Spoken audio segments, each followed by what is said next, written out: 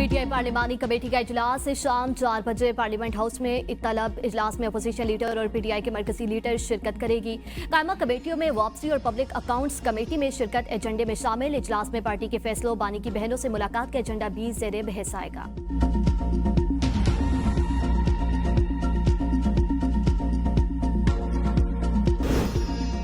रावलपिंडी, इस्लामाबाद समेत मुल्क के मुख्तलिफ इलाकों में गरज चमक के साथ बारिश। जुड़वा शहरों में काले बादल छा गए।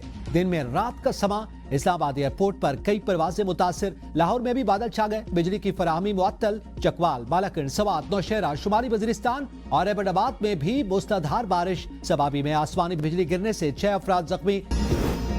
कौमी असम्बली का इजलास आज शाम 5 बजे होगा। 26 निकाती एजेंडा जारी। सिविल मुलाजमीन तरमीमी बिल 2026, लोक वर्षा तरमीमी बिल 2025 मंजूरी के लिए पेश होंगे। इस्लामाबाद में मलकियत और इंतजाम तरमीमी बिल 2026 भी एजेंडे का हिस्सा। मुश्तरका जायदाद का कोई भी हिस्सेदार अपने मौरूसी हिस्से से ज्यादा जायदाद मुंतकिल नहीं कर सकता। शोहर मुश्तरका जायदाद में सिर्फ अपने हिस्से की हद तक हक महर दे सकता है।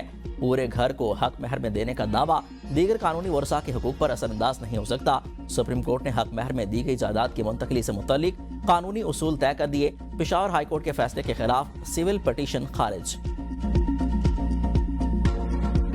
इस जंग का मुख्तर खुलासा बस इतना है कि हर तरफ हमारे शाहीनों का गलबा था और हर जानिब दुश्मन के तैयारों का मलबा था। मैं 10 मई को यौमे मार्काए हक के नाम से मंसूब करने का ऐलान करता हूँ। जब हमारे शेर दिल जवान मैदान कारजार में उतरे और हमारे शाहीन दुश्मन पर झपटे तो बुज़दिल दुश्मन को जान के लाले पड़ गए। मार के हक में हर तरफ शाहीनों का गलबा था और दुश्मन के जहाजों का मलबा था। वज़ीर-ए-आज़म शहबाज शरीफ का हर साल 10 मई को यौम मार के हक से मंसूब करने का ऐलान। इस्लामाबाद में खुसूसी तकरीब से खिताब में कहा कि सच्चाई का चिराग झूठ की फूंकों से नहीं बुझाया जा सकता। दुश्मन ने रात की तारीकी में हमला किया। हमारी मुसल्लह अफवाज ने रात के अंधेरे में किए गए हमले का भरपूर जवाब दिया। मार के हक पर शानदार फतह पर अल्लाह ताला का शुक्र अदा करते हैं। भारत ने पहलगाम वाक़े की बुनियाद बनाकर पाकिस्तान पर इल्जामात की बौछार की और वाक़या आज तक कोई इसका सबूत पेश न कर सका। हमने वाक़े की हर तरह से तहकीकात की पेशकश की थी। बुज़दिल दुश्मन ने हम पर जंग मुसल्लत कर दी, जिसका बहादुर अफवाज ने तारीखी जवाब दिया। जब हमारे शाहीन दुश्मन पर झपटे तो दुश्मन को जान के लाले पड़ गए। हमारी फिजाया ने दुश्मन के दावों का पोल खोल दिया। मार के हक में 24 करोड़ अवाम अपनी अफवाज के साथ सीसा पिलाई दीवार बनकर खड़े रहे। सदर ट्रंप ने करोड़ों जानें बचाने में अहम किरदार अदा किया। दोनों एटमी ममालिक में जंग बड़े नुकसान का बायस बन सकती थी। हम खित्ते में अमन के ख्वाह हैं।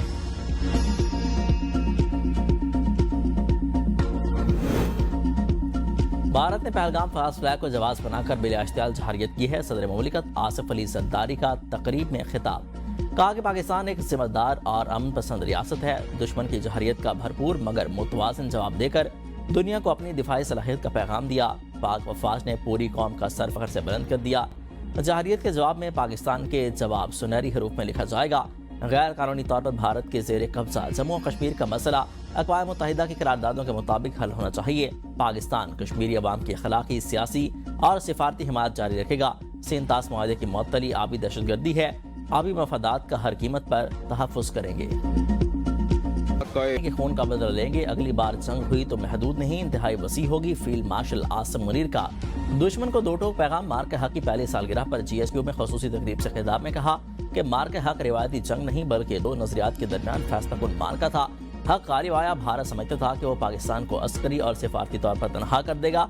उसके तमाम तर अंदाजे गलत साबित हुए। फतेह मिसाइल सिस्टम और पाक फजाइया के शाहीनों ने दुश्मन के 26 से ज़ायद अहम अस्करी अहदाफ को कामयाबी से निशाना बनाया। बरी, बहरी और फ़ज़ाई अफवाज की पेशा वराना महारत ने दुश्मन को पसपाई पर मजबूर किया। शिकस्त खुर्दा भारत की जंगबंदी की पेशकश खित्ते में अमन के वसी तर मफाद में कबूल की। भारत फिर दहशतगर्दी का सहारा ले रहा है। रिवायती जंग की तरह दहशतगर्दी के खिलाफ जंग को भी मंतकी अंजाम तक पहुँचाएंगे। अफगानिस्तान दहशतगर्दी के तमाम मराकज़ का मुकम्मल खात्मा करे। अल्हम्दुलिल्लाह पाकिस्तान का दिफा किसी भी बैरूनी जहारियत के खिलाफ मुकम्मल नाकाबिल तस्खीर है। पाकिस्तान और उसकी अफवाज न पहले किसी दबाव से मरूब हुए और न आइंदा होंगे। पाकिस्तान का ब्रदर इस्लामी मुल्क सऊदी अरब के साथ स्ट्रेटेजिक बायमी दफाई मुआहदा हमारी सफारती कामयाबियों का एक अजीम संग मील है। पाकिस्तान अपनी मुअस्सर, जिम्मेदाराना और गैर जानिबदार सफारतकारी के जरिए तारीखी अमन मुज़ाकरात की मेज़बानी कर रहा है। फील्ड मार्शल का पाकिस्तान पर एतमाद करने पर सदर ट्रंप से इजहार तशक्कुर। कहा कि पाकिस्तान ने अमेरिका और ईरान की क़यादत समेत मुख्तलिफ आलमी रहनुमाओं के साथ राब्तों में मुस्बत किरदार अदा किया। अमन के लिए मुफस्सलाना कोशिशें जारी रखी हैं। पाकिस्तान का बिरादर इस्लामी मुल्क सऊदी अरब के साथ स्ट्रेटेजिक बाहमी दिफाई ताउन मुआहिदा हमारी सफारती कामयाबियों में से एक अजीम संग मील है। गुज़िश्ता साल के दौरान पाकिस्तान की कौमी वक़ार में नुमायाँ इजाफा हुआ। जो ममालिक माजी में पाकिस्तान पर एतराज़ात करते थे वो आज करीबी शराकतदार हैं। पाकिस्तान ने अपनी सफारती कोशिशों के जरिए लबनान में जंगबंदी में अहम किरदार अदा किया। फ़लस्तीन में अमन के लिए भी भरपूर हिमायत जारी रखी है। आज़ाद और खुद मुख्तार रियासत के क़याम तक अपनी कोशिशें जारी रखेंगे। पाकिस्तान की हर कौमी दास्तान कश्मीर के जिक्र के बगैर नामुकम्मल है। पाकिस्तान हर फोरम पर कश्मीरी अवाम के हक़ खुद इरादियत के लिए आवाज़ बुलंद करता रहेगा।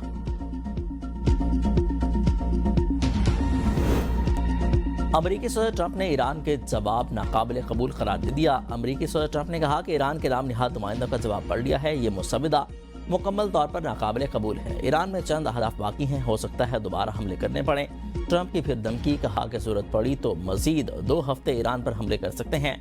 ईरान फौजी लिहाज से शिकस्त खा चुका है, उसे जौहरी हथियार रखने की इजाज़त नहीं देंगे। हम ईरान का यूरेनियम हासिल कर लेंगे। ईरान का अफसुदा यूरेनियम मलबे के नीचे गहराई में दफन है। हमारी एरोस्पेस फोर्स निगरानी कर रही है। किसी भी वक्त वहां पर तक पहुंच जाएंगे। कोई इस मकाम के करीब गया तो मालूम हो जाएगा, हम उन्हें तबाह कर देंगे। उनके पास अब न बहरिया है न ही फिजाइया। ईरान की क़यादत अब मौजूद नहीं है। ईरान में उन लोगों से बात कर रहे हैं जिनके पास कुछ ताकत है। इसे दोबारा खड़ा होने में 20 साल लगेंगे।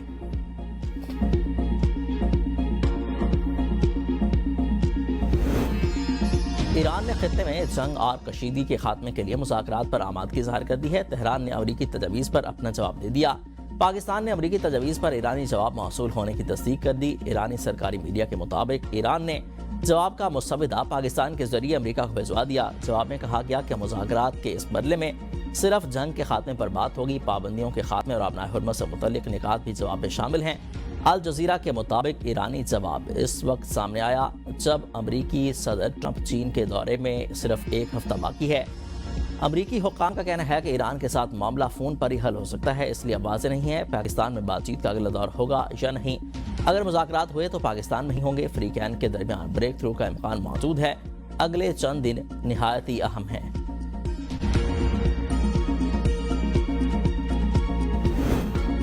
वज़ीर आज़म का अमरीकी तजवीज़ पर ईरान का जवाब मौसूल होने की तस्दीक। इस्लामाबाद में तकरीब से खिताब में कहा कि ईरान जंग में सालसी के लिए साथ देने पर बिरादर और दोस्त ममालिक का शुक्रिया अदा करते हैं। सदर डोनाल्ड ट्रंप का भी शुक्रिया अदा करता हूँ जिन्होंने जंग के खात्मे के लिए अपना किरदार अदा किया।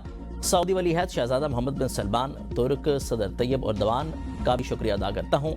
ईरान में अमन कायम करने के लिए पाकिस्तान अपनी सलाहियतें बुरोकार ला रहा है। हमने 1979 के बाद उन्हें मुज़ाकरात पर लाने में अहम किरदार अदा किया।